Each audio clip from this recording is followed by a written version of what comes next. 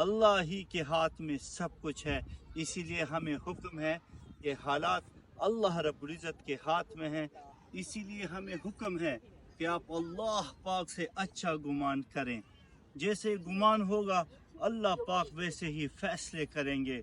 अल्लाह पाक से जैसा लोग गुमान रखते हैं वैसे ही मामला अल्लाह पाक करते हैं। हालात अल्लाह रब्बुल इज़्ज़त की दस्तरस में हैं।